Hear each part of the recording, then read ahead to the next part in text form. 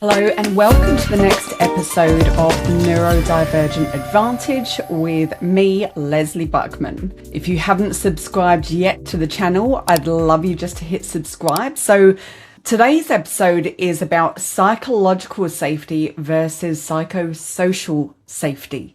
Both are really relevant, but I wanted to do a bit of a focus on this because I don't know about you, but for me, when I just hear too much jargon, my brain switches off and I just start to hear blah. So let's break it down because these are really, really important considerations for the workplace and for you as a neurodivergent individual, or if you are working with neurodivergence or leading them. So first of all, there's a couple of things we're going to go through in this episode, a couple of different points. First is the breakdown between what psychological safety is versus psychosocial. Now, then we're actually going to go through how they work together, why they're really, really key. The next point we're going to cover is why we need them and the connection for neurodivergent individuals. We're then going to go through onto the legal side, what this means, because this is not just a nice to have. This is law.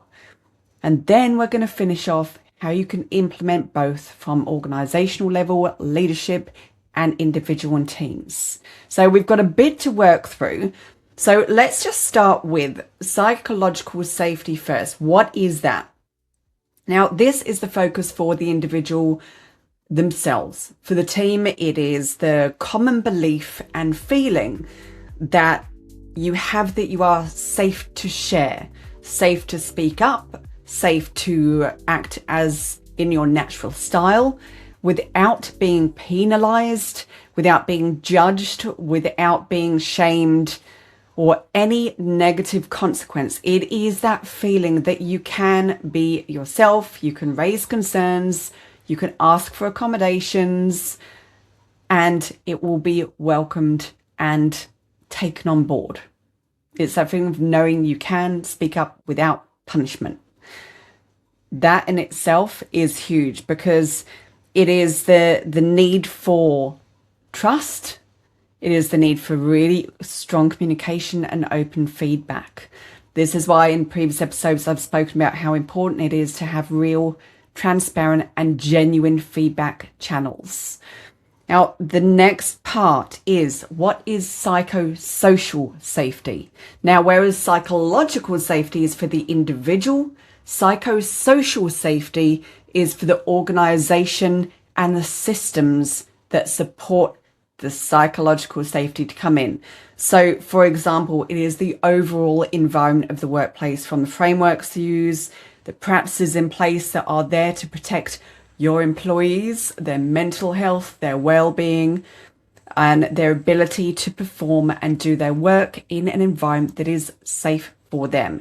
It also means that you proactively manage hazards. So, for example, it could be a mental injury from a severely distressing event that has caused lasting emotional trauma, stress, anxiety, depression. So you can see how these go hand in hand. Now, this is where, let's talk about that for a second. And we will delve further into that.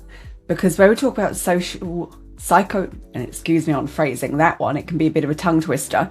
Psychosocial hazards. Think about this. For a neurodivergent person, yes, neurotypical, but our focus in this podcast is neurodivergent. So if you think about psychosocial hazards are things like the physical environment, hazards such as overload, long hours, poor support, lack of role clarity, bullying, harassment, lack of environment accommodations, all of those are psychosocial hazards. And we've always had them, right? It's all those things that you know in your gut that you don't like about a company or a place to work, but now it's got a term around it. So, how are these two connected? They are intertwined. So psychological safety is a component of psychosocial, which even as I went through the two descriptions, you can see how the psychological part sits within. It is one part of it. Now, they are so deeply interconnected. So a company, for example, it's probably likely you've experienced this. A company can have all the wonderful frameworks in place. You can have all your anti-bullying policies, all of your policies on healthy working hours, the support, consideration, the values. But if all of this is just policy and just theory and writing on a document or on a poster on the wall, if all of that is just essentially lip service and not put into play, put into action and really embodied, then that's where you get that very, very direct consequence of it not being delivered in a way that essentially does what it says on the tin. So without psychological safety, you can have all those things, those great frameworks, but you as an individual, or if you're a leader or company, your people won't feel safe to speak up. They won't feel comfortable to raise if there's a problem, if they're perhaps being targeted because they'll be worried about being called a snitch, or then targeted because they've then spoken up. You know, it still astounds me how sickeningly unkind people can be to each other. And that, honestly, it frustrates the hell out of me because I don't get it. I don't see the necessity to be cruel to someone because they're different. And then if they dare to speak up for themselves, to then target them even more. It comes from fear of difference. It comes from fear of the unknown. It can come from insecurity. So this is where, when you have an environment that is really embodying trust, supportiveness, communication, this means that you can go deeper, because telling people to be kind doesn't work. It doesn't mean all of a sudden they're going to go, okay, yeah, you're right, I'm not being, very fair, I'm going to change completely. This means that when you can look deeper, when you've got these practices in place and you live and breathe by them, it means you can have open conversation and robust difference of opinions to work through things to come to better outcomes. It means you will find things that perhaps were hidden deeply underneath and be able to raise them to the surface and work with them and deal with them. So there's a lot of benefits to this, and it's not just about the bottom line. That's actually a knock-on effect, because when you have a group of individuals working in the same direction, but in their own individual way, that are comfortable within themselves, comfortable in the way that they work, you actually then naturally get better relationships, better outputs, more effectiveness. Everything is more succinct. So let's talk about this. So we've gone through why without psychological safety, people aren't safe to speak up. It means you can't address the hazards. Now, if people do feel safe to speak up, they are more likely to report issues. But if you have a culture with that low psychological safety, it means there is going to be more poor behavior, bullying, harassment, gossiping, and it sometimes can be so hidden that this is where, for our leaders, I encourage you to work deeply on yourselves and get really secure within yourself, because the more secure you are, the more you notice those nuances, those more hidden things that come up through the most subtlest of tone or body language or little side remarks. So that is really, really important to consider. Well-being, it's not a nice to have, it is necessity. Now, on here, let's talk about the next point, is why we need these to support the culture and for neurodivergent individuals. Neurodivergent individuals face unique challenges in traditional workplaces as they are, without question, designed more for neurotypical.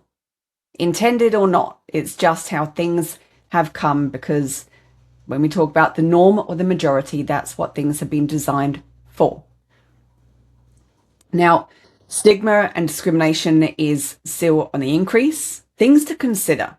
Everything like unique challenges here, as I say, for neurotypical are recruitment and hiring processes, communication and social interactions, the sensory environment, the rigid schedules, the performance metrics. These are all more designed for neurotypical. And with that comes lack of awareness and lack of accommodation for anyone that sits outside of this assumed norm. When psychosocial safety and the systems are brought into play, what it does is it then allows the neurodivergent individual to be able to relax and actually start to feel free to operate how works best for them. It means they no longer have to psych themselves up to try and mask and struggle their way through an entire day and summon energy from somewhere else to falsify who they are to be able to be recognized and seen and acceptable. Now, on here, for a neurodivergent person to be able to speak up and for them to be able to make you aware if they are struggling, if they have any barriers, if they're experiencing challenges, this as a whole, it means they can minimize the masking. It means it would reduce anxiety and stress. It creates more space for innovation and stronger relationships. And, so sometimes we think of different behavior styles as in you can't build genuine connection, but this is when people are only looking through their own filter and not, as I've said in the previous episode, when I spoke about inclusion, is consider a different term, as in not just an inclusive culture, but a welcoming culture. Welcoming speaks more into the action, into the feeling of really bringing difference in. You welcome it. Now, I want to be really clear about this. This isn't pandering to people's needs. This is not leaning into anything like wokeness or answering into the minority as such. Yes, neurodivergents are currently minority, but think about this.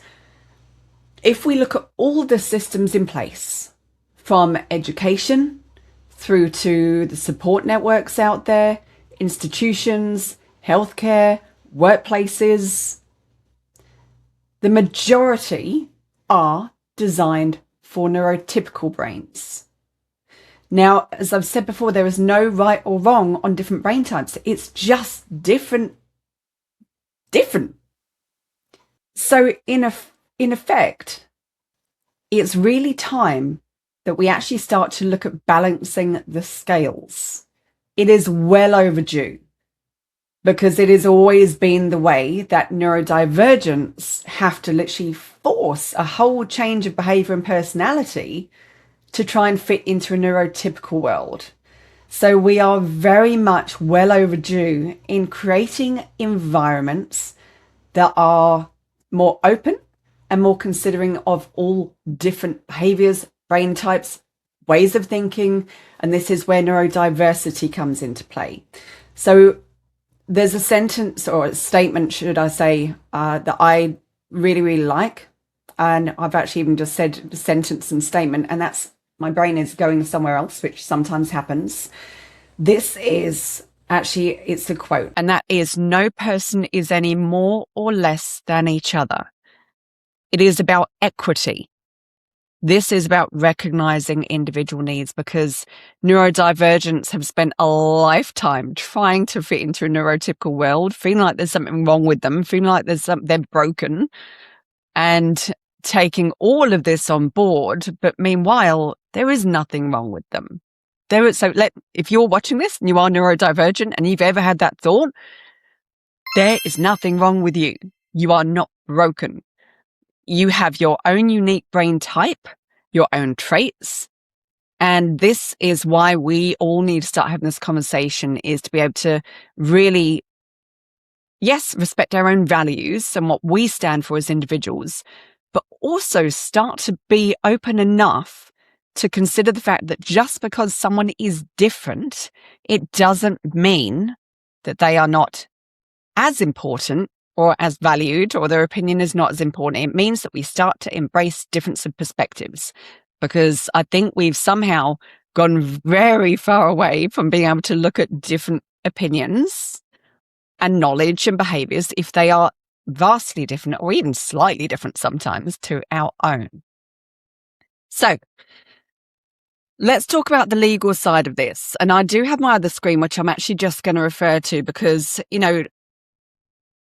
I'm a coach.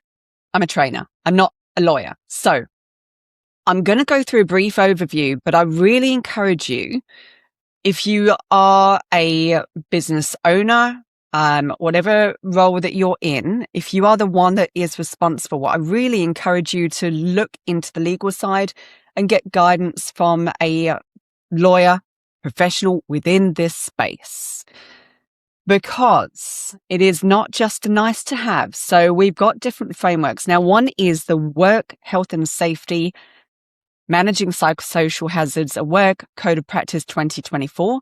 And this provides practical guidance for businesses to meet their legal duty under the Work, Health and Safety Act and regulations.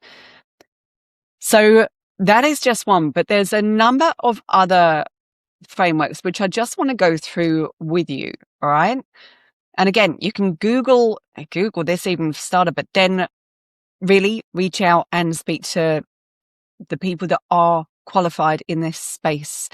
And that is one thing that I can't, stress enough, is it's great to obviously form, opinions and research on that side of things. But sometimes if they're not backed with evidence and fact,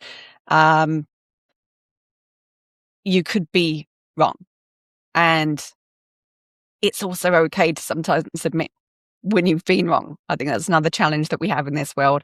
No one likes to actually hold their hands up and own. So let's look at some other ones here. So other key legal frameworks and duties within Australia. So different countries, if you're watching from anywhere else, look into your own regional, national location. So you've also got the Work, Health and Safety Act 2011, which requires businesses to ensure, as far as reasonably practical, the health and safety of workers, including psychological health, by managing psychosocial hazards. You've got Code of Practices and the Work Health and Safety Regulations, so specific ones that detail how to manage the psychosocial risks. So this is to really, I encourage you to get context around this, to do your own research, to find out, do an assessment on your own company, your own practices currently, and what needs to be put into place based on the legal requirements. But I also want to encourage you to do it, yes, because it's law, but also because it's the right thing to do, because we need more organizations that are ethical and with strong values, and that you put these practices in place because you value your people, because they come first, and because it is the ethical right thing to do. So there's three main areas that I want to go through with you based on what we've actually spoken about here. We're going to start off with psychosocial and then flow into the psychological. So the organization and its systems, that's the psychosocial. So key elements is looking at role clarity and expectations. Have you gone through and actually really removed all ambiguity, any hidden rules, any assumptions and expectations? Because when we speak about neurodivergent individuals, we need specifics. And then if you're being asked questions to clarify more, again, it's not a threat. It is not a challenge of authority. It is a request for more information. If you haven't been clear enough, you will get questions. So this also very much goes into that assumption of wanting people to do their role and then thinking if they don't do more than what's specified in their job description, that they're not going above and beyond. However, You need to be really specific, as in, this is your role duties, what we just expect as this is what you're here to do. But also, this is what above and beyond looks like. So you actually really describe both. It's looking at the workload design, it's looking at pacing. So this very much, it works around overwhelm, sensory overload. And it's really actually starting to respect that not everyone has the same energy patterns. Even as I say that, doesn't it feel kind of obvious that not every single person is going to be able to work in the same way? So it's to be able to start to look at, some people function better in the morning. Some people are better in the afternoon. Some people have short spurts. Some people have longer, and then they need a bit of a rest break. So it's looking at being able to create an environment that respects different rhythms that allows a high level of productivity. Then you've got sensory aware environments. It's considering the lighting itself, the noise, the workspace itself. Is it chaotic? What's the feeling of it? Is it clean? Is it minimalist? Is there natural light? So these are all things, because the open plan workspaces are really, really common. But if you don't create accommodation for people that are really highly stimulated and very sensory sensitive, their brain will be fried by the end of that day, and they will struggle to be as effective as possible. And this directly goes into their health and well-being. Now, the next consideration is looking at processing accessible communication. This is being able to consider the different learning styles, because you might think, well, I've told this person 10 times and they're still not doing it. Have you thought about the fact that maybe that person is not auditory? Maybe they need it in writing. Maybe even once you've delivered it verbally and writing, maybe it's not framed in a way that they can receive what you are saying. So being really respectful of different communication styles. And you might be thinking, and trust me, I've heard this in the past, as in, why do I have to go through all of this effort? Why can't people just know what I'm talking about? It's because we're all different. And every person deserves to be able to be spoken to in a way that they can receive the information. And believe me, this actually then in turn really benefits you, because it means they can then take on board what you're saying and put it into play without you having to repeat yourself or go through it more than you would have needed to. It's looking at performance frameworks that value outcomes over conformity. What I mean by that is, sometimes we are told that, right, this is the target, this is the goal, this is what we want to achieve, and this is what we want, how we want you to get there. That, again, doesn't always work. So a different approach could be, this is the outcome, let's talk about it. So this is ideally what I would love to see, as in how we get there. But I would actually like you to share with me, does this work for you? Is that possible for you? Do you have different approaches, different ways of getting here? Because it doesn't mean that all of a sudden you're handing everything over and hands off the wheel. It means you are creating the space for other people to share a different way of approaching, so you can see perhaps a different path and you know how it's going to be done. So in a leadership position, obviously it's still beneficial. If it's not the way you were hoping it was going to be done, it's still beneficial for you to be able to get an understanding of a different way of doing things. Okay. And the last one that I want to mention is a policy that normalizes accommodation. This is where we talk about removing stigma and administrative friction. So this could also go into, what kind of education practices do you have in place? What kind of awareness? What kind of stipulations? And how do you make this effective? How do you put it into action? How do you ensure it is not just a bit of paper and it is actually embodied, lived and breathed on a daily basis? Now, there's probably a lot more. So again, I really encourage you to research these things for yourself, because these are just a few tips, but there could be so many more that you find that are more relevant for you and your people. So this is just a spark of thought, but everyone is so different.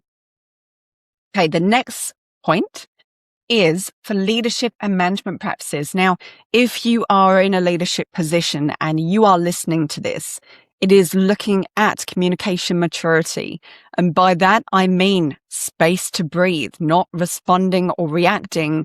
If you have a frustration come up, it is not responding immediately to that. It is being able to take a breath, think about the bigger picture, think about different communication styles where that person may be coming from. It's looking at being able to encourage that in all of your people. Again, it goes back to what kind of culture do you want to create and how are you modeling it? How are you leading it? Are you a reactive person that is too busy to have a conversation with anyone? Are you very impatient? If you're sitting at your desk and someone comes in to talk to you, do you kind of sigh and then look up a bit irritated? Or do you put everything down and welcome someone in? Now, again, reality, I know it's not always possible to be absolutely serene and calm and peaceful all the time. You're in a workplace. You're in a place where there are tasks to be done and results to achieve. So what I'm asking of you is, what is a balance and what is possible for you? What does it look like to be able to respond in the best way possible? What behaviors do you need to role model and what do you want to see from your people? It's also looking at a permission culture, not requiring people to answer questions immediately. This is sometimes where a lot of people struggle, because if they need more time to think, but they have been prompted and asked a question and the expectation of the culture is normally that you need to respond immediately, creating an environment where people can actually say, I just need time to process and think on that, is really, really powerful. And you actually get a lot better response from that. The other one is really encourage questioning, as in, can I respond in writing, or I need clarity before I commit?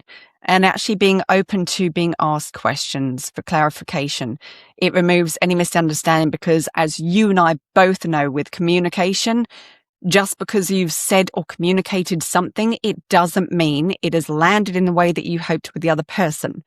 So you also need, if someone has not asked you any questions, I really encourage you to actually say to them, can you just repeat back to me what you've taken from this so I can know where we're at and if there's anything else that I need to confirm for you.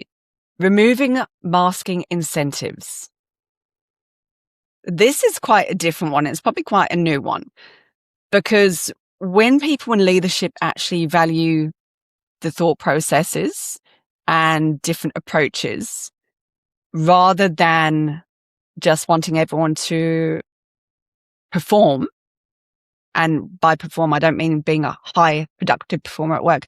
When I say perform in this context, it's when they have to put on a fake personality.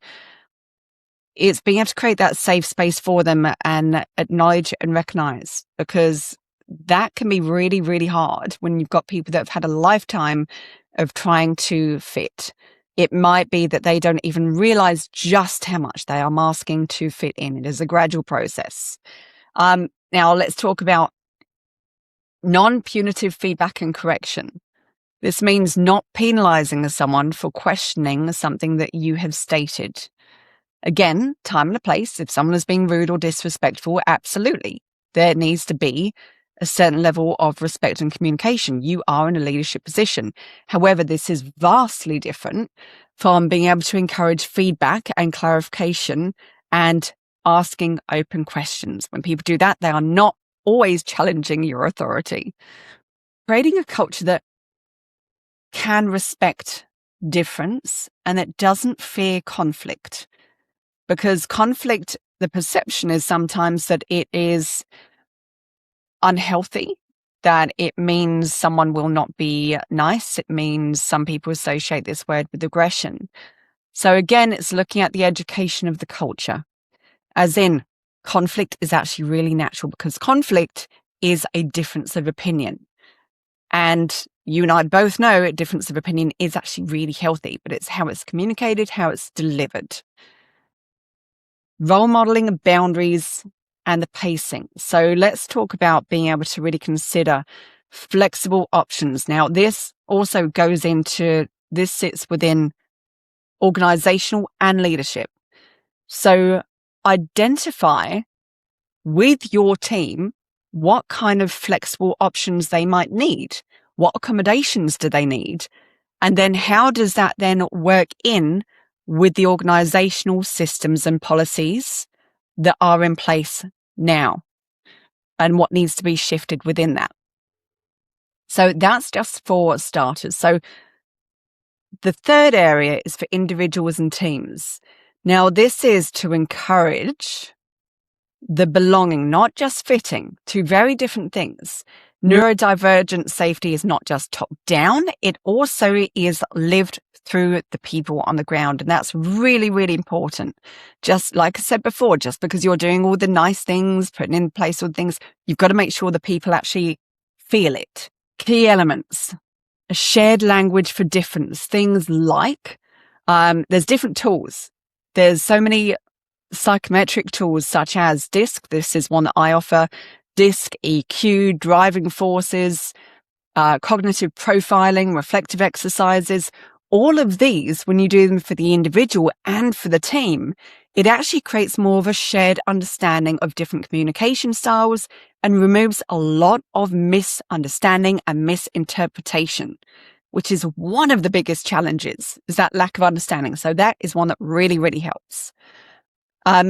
It's that desire for you as an individual to learn about yourself, to learn about who you are. It is being able to look at, if you are from a team perspective, respecting different processing styles, having a space for reflective thinkers, non-linear thinkers, intense thinkers. So all of these, but it's also respecting, so this again for the team, this is respecting boundaries. If someone is not feeling like they want to sit with you or talk, because have you ever had it where you're walking around and you just want a bit of a talk because it's an open plan workplace, but someone's got the headphones in or is immersed in their work and they're trying really politely to say to you, I'm really busy and can't talk. But if you don't take that on board, that's quite disrespectful. So it is, the onus is on you to pick up clues and start to recognize. And if you're not, because not everyone picks up discrete clues, is if someone is then direct with you, says, I can't talk right now, happy to another time, it's then that you don't take offense. So, individual approach as well. For you, self-awareness, your own health, your own ability to know what boundaries and accommodations you need in place, and to be able to speak up for them, to be able to advocate for yourself, to be able to start to get comfortable and to be able to distinguish what is masking for you, what ways are you really trying to squeeze yourself into a little tiny box to be accepted, and what's actually more natural for you. So the more awareness that you have around yourself, on your working styles, your energy fluctuations, your cognitive function, all of these mean that you can then put in place things that you need to be able to work at your best, but also to be able to ask this of others. So we've gone through a lot in this episode. We've covered the difference of psychological and psychosocial safety. We've touched on how this impacts neurodivergence, the legal side of it, and then different tips as in what you can do for the three areas: organizations, leaders, individuals, and teams. There is lots more around this subject. So I really encourage you to start researching it yourself. What other aspects do you find? Because, I mean, this is just literally the tip of the iceberg. People and organizations are complex. So let's break this down. Let's get different viewpoints. Let's have a conversation around this. So I'd love to hear from you. Where are you at currently within these areas? Have you implemented anything that you found really work, or have you really tried something that didn't work and you learned from it? there's no right or wrong. It is being able to find that path forward that works and benefits all. So thank you for listening. Don't forget to subscribe, and I will see you in the next episode.